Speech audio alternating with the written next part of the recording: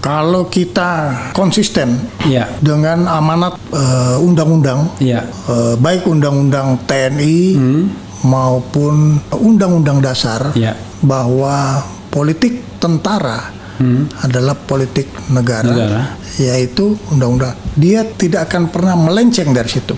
Saya menyampaikan kepada teman-teman saya yang masih aktif bahwa kata politik itu menggelitik bagi kita yang profesional. Ya. Itu. Oleh karena itu, pegang teguh apa yang tersirat di dalam Sabta Marga dan Sumpah Prajurit. Penting sekali. Jadi jangan kita menyalahgunakan wewenang yang bisa mengorbankan dignity, kehormatan. Sebab kehormatan itulah yang membawa kita ke liang kubur. Iya. Penghormatan selesai pada saat kita tidak lagi menjabat.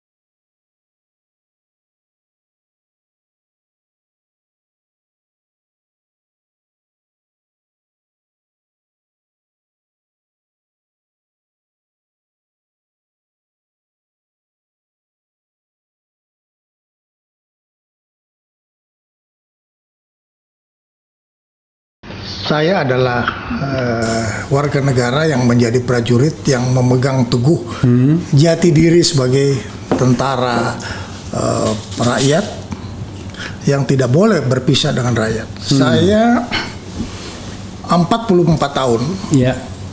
dibiayai oleh rakyat. Oke. Ya.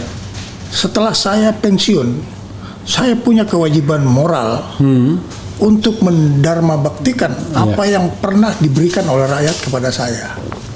Ya, itu salah satu pegang saya. Ya. Dan oke, mungkin yang lebih ini lagi. Kalau penilaian dengan adik junior Pak Safu ini gimana? Kan reformasi tahun 98 itu ingin mengakhiri ya dui fungsi ABRI atau dui fungsi TNI. Jadi yang tadinya TNI ada dalam politik, misalnya jadi ex officio langsung menjadi anggota dewan, kemudian anggota MPR, kemudian bisa jadi gubernur, bupati, wali kota tanpa harus pensiun. Sekarang kan sudah diakhiri semua setelah reformasi. Tapi ada kecenderungan akhir-akhir ini banyak orang yang menganggap kok ini TNI sudah mulai main politik lagi. Seolah-olah bahwa career path itu tidak bisa dilampaui kalau tidak nyantol ke politik, ya kan? Maka tidak heran kemudian justru urusan jenderal-jenderal TNI ini, termasuk Angkatan Darat misalnya, itu urusannya adalah urusan safari politik, atau urusan ikut berkubang dalam isu-isu politik, atau urusan beraliansi dan berkolaborasi dengan kekuatan-kekuatan politik tertentu. Penilaian Pak Saf. Ini yang harus kita waspadai. Iya. Kalau kita konsisten dengan amanat undang-undang, baik undang-undang TNI maupun undang-undang dasar, bahwa politik tentara adalah politik negara, yaitu undang-undang. Dia tidak akan pernah melenceng dari situ. Nah, ini yang harus diwaspadai. Saya menyampaikan kepada teman-teman saya yang masih aktif bahwa kata politik itu menggelitik bagi kita yang profesional. Itu. Oleh karena itu, pegang teguh apa yang tersirat di dalam Sabta Marga dan Sumpah Prajurit. Itu. Sebab ini adalah kunci dasar. Itu. Dan kalau kita tidak waspada, kita bisa terbawa. Dan ada 1-2 orang yang terbawa. Saya senang mendengar ada 1-2 orang yang terbawa ya. Dan Secara institusi nggak terbawa. Tapi kalau 1-2 orang itu memegang institusi kan gawat juga. tetapi jangan lupa Iya. bahwa institusi itu adalah institusi yang tegas dan keras terhadap itu. Oleh karena itu yang dibutuhkan dalam tentara nasional ini adalah kepemimpinan yang solid, baik di tingkat atas sampai kepada pelaksana di lapangan. Ini adalah alat kita, gitu. Karena kita sudah diberi rambu-rambu, kita sudah diberi navigasi. Tugas kita adalah menjaga, jangan menabrak rambu-rambu dan tetap pelihara navigasi. Dan itu diperankan oleh pemimpin-pemimpin militer. Oke, Pak Saf, sekalian aja saya tanya macam-macam ya, soal dijawab enggak itu soal lain. Misalnya pemilu atau pilpres termasuk.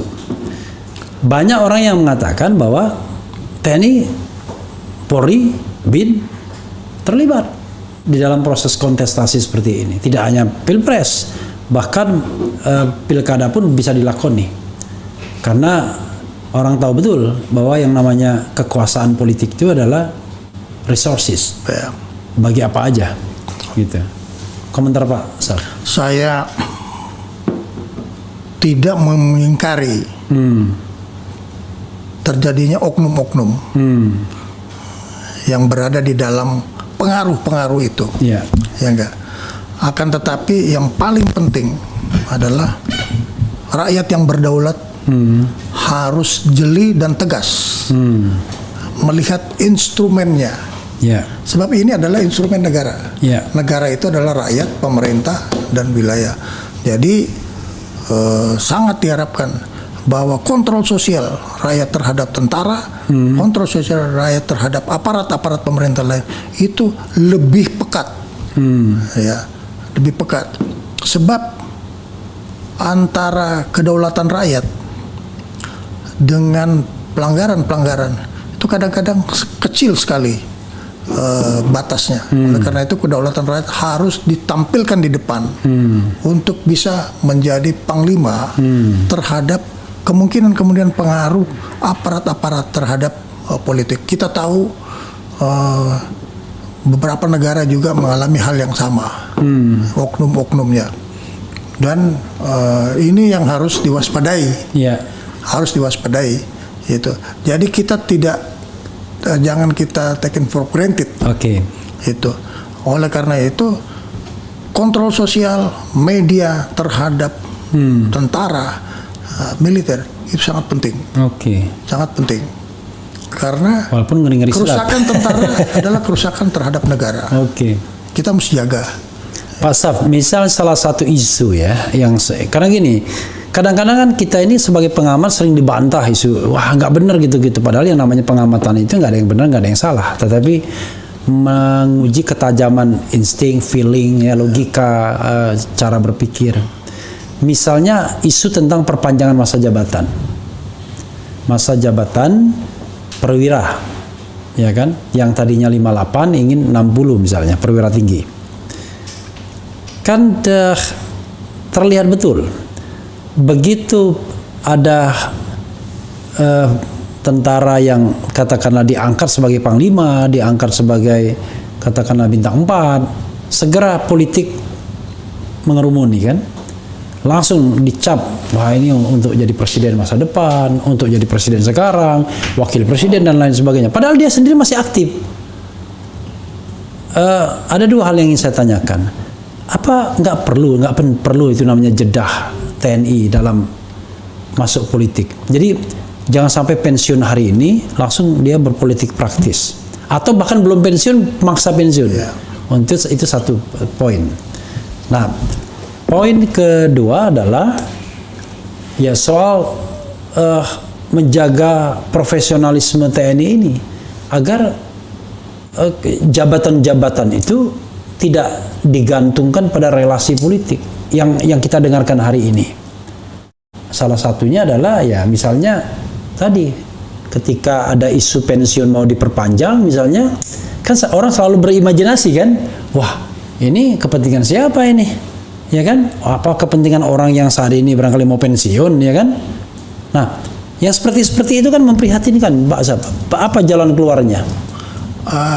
Memang kita mesti lihat dulu konstelasi militer secara universal. Ya. Ya.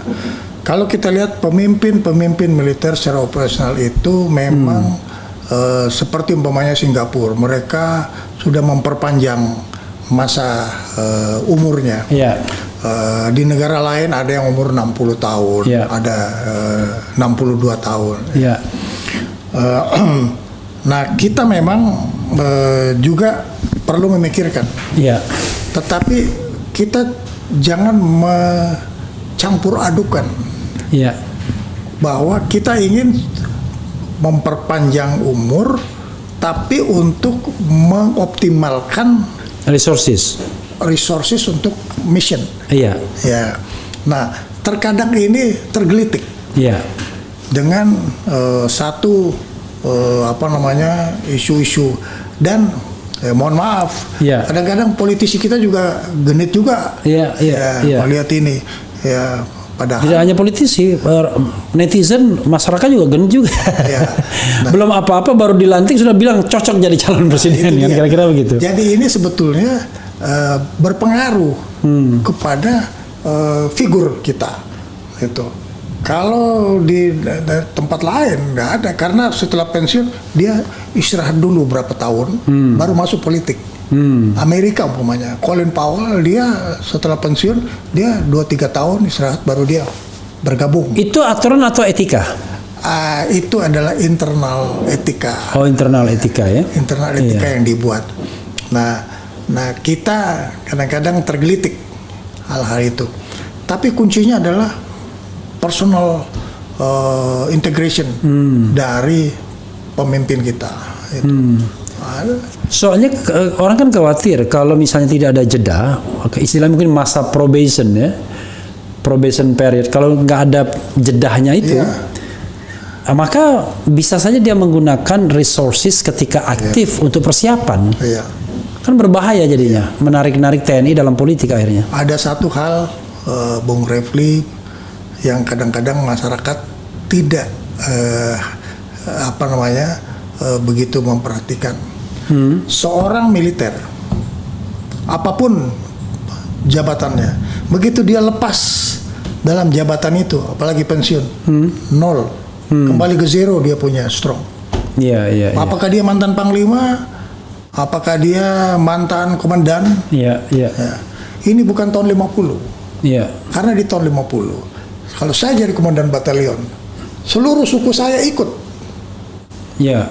Nah, saya kira di mana-mana itu, di Padang, Ya, di ya. mana Ya. terjadi.